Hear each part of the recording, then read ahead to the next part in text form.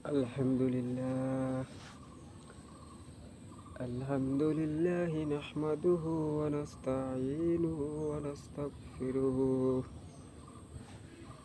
wa nu'minu bihi wa natawakkalu alayhi wa na'udzu billahi min shururi anfusina wa min sayyiati a'malina. من يهده الله فلا مضل له ومن يضلله فلا هادي له ونشهد أن لا إله إلا الله وحده لا شريك له ونشهد أن محمدا عبده ورسوله.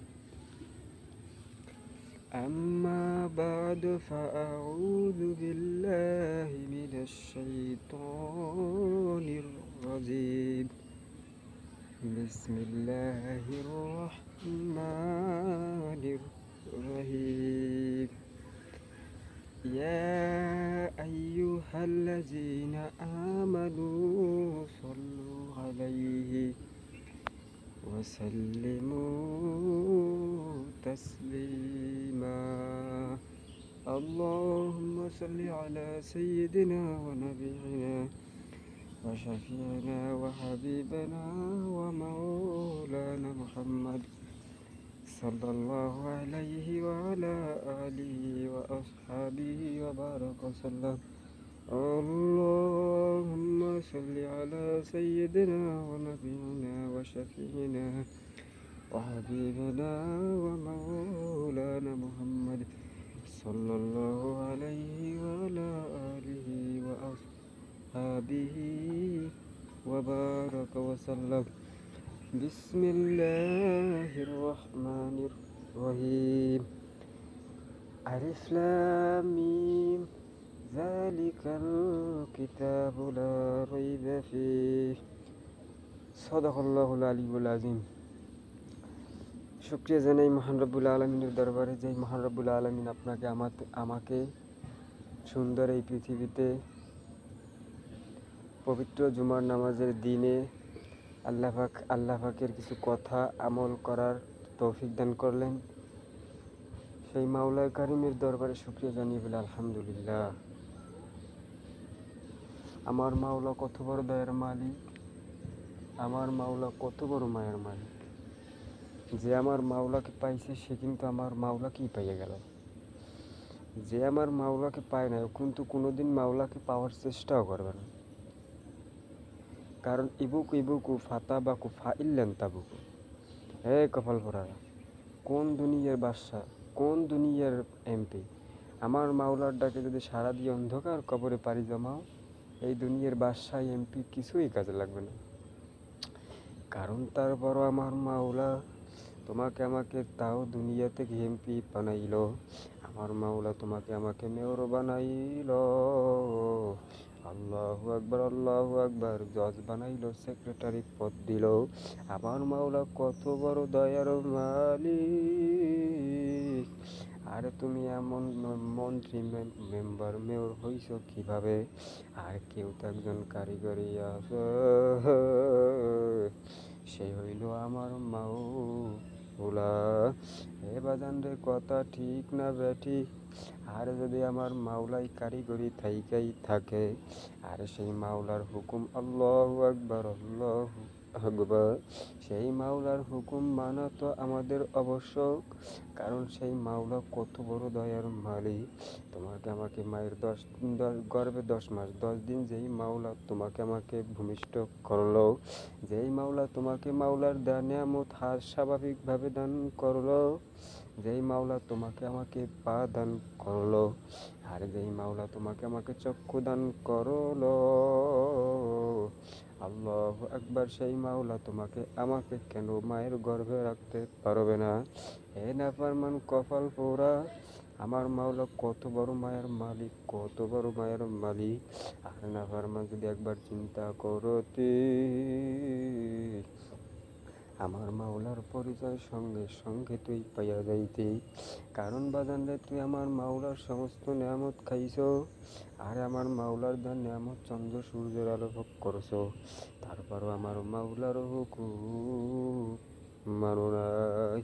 এই কপাল পোড়া তোর যখন হায়াতের বেড়া পার হইয়া যাইবে, মালাকুল মাউত যখন তোর বাড়ির দরজায় হাজির, তোকে আমার মালিক আর মালাকুল মাউত দিয়ে তোর রুহটা কবজ কইরা নিয়ে যাইবে। তখন কই থাকবে তোমার মেম্বারগিরি, কই থাকবে তোমার মেয়রগিরি, কই থাকবে তোমার সভাপতিগিরি, কই থাকবে তোমার বাবু না বাবু সাহেব, কই থাকবে তোমার অমুক সমুক বড় বংশের পথ। আর যখন হায়াতের বেড়া শেষ হবে, আর এই দুনিয়ায় তোমার কোনো বড়াই চলবে না। বাজান, আল্লাহু আকবার, আল্লাহু আকবার। বাজান রে, যদি দুনিয়ায় ঠিক মতো আমার মাওলাকে পাইয়া আমার মাওলার হুকুম মাইনা দুনিয়া থেকে বিদায় নিতে পারো, আর আমার মাওলা কোরআনের মধ্যে বলছেন, আর সেই বান্দা বান্দিকে আমি কবুল না কইরা পারবো না। আর আল্লাহু আল্লাহ। এনাফরমান, তুমি একটু চিন্তা কইরাই দেখো, তুমি যদি আমার মাওলার হুকুম ঠিক মতো মানতে পারো, আমার মাওলাও তোমাকে ওই কবরে হাসরের পুল সিরাতে মিজারে আহারে তোমাকে ওই কঠিন মুহূর্তে মালিক ফালাইয়া যাইবে না। কারণ আর আমার মাওলা দেখবে তুমি সমস্ত মাওলার হুকুম দুনিয়ায় পালন করছো, এখন দুনিয়া থেকে বিদায় নিয়ে কবরে আসছো, তোমার কোনো পাপের খারাপ কোনো কিছুই মালিক পাইল না। আল্লাহু আল্লাহ। তোমাকে সঙ্গে সঙ্গে আমার মাওলা জান্নাতেও তদ্রুপ না দিয়া কিন্তু পারবে না।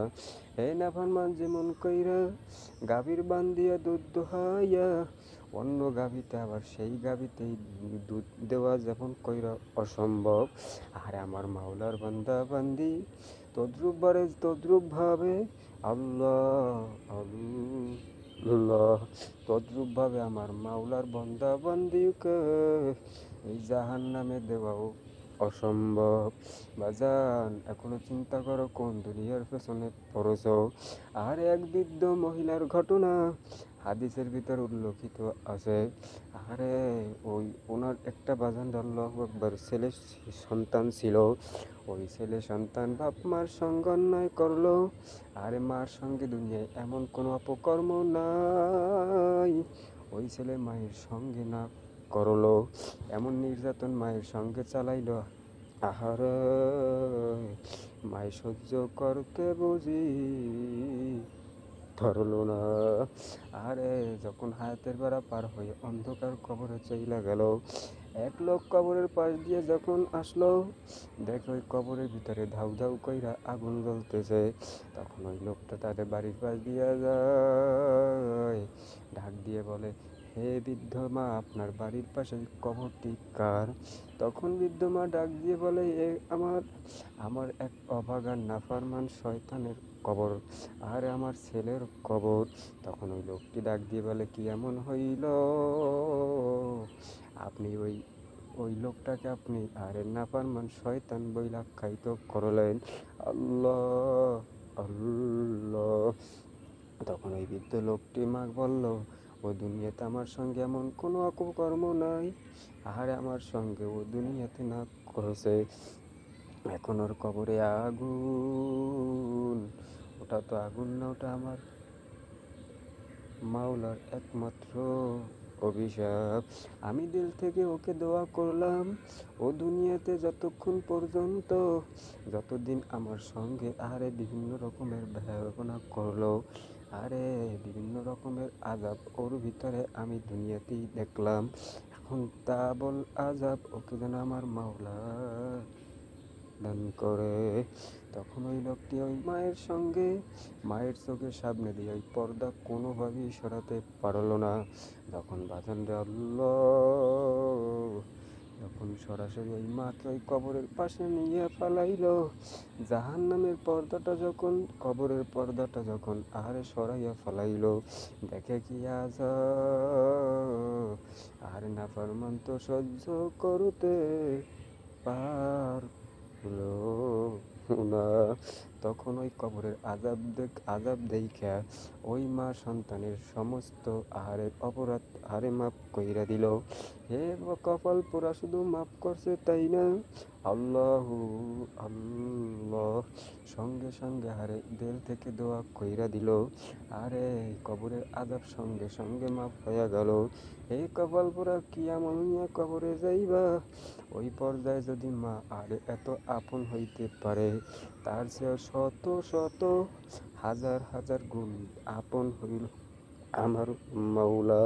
কারণ দুনিয়াতে তুমি কত অপকর্ম করছো, তারপরও আমার মাওলা তোমাকে দুনিয়া থেকে কিন্তু ভাগায় নাই।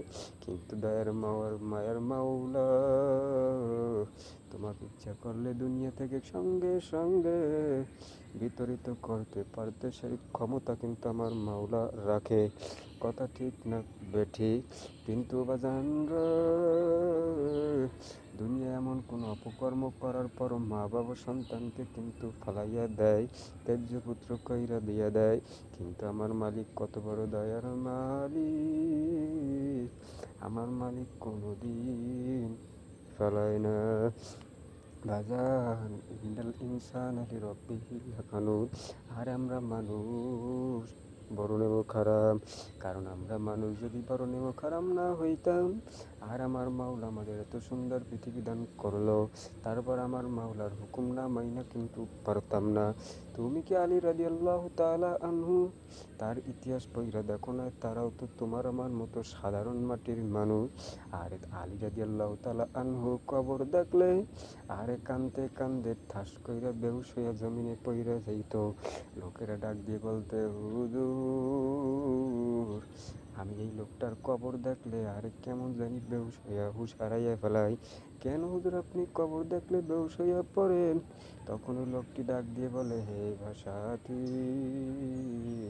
ওই কবরেতে আমার যাওয়া লাগবে, আর আমার মাওলা যদি আমাকেও ক্ষমা না করে, আমি আলীকে যদি ক্ষমা নাই করে, ওই কবরে আমার তো কোনো উপায় নাই।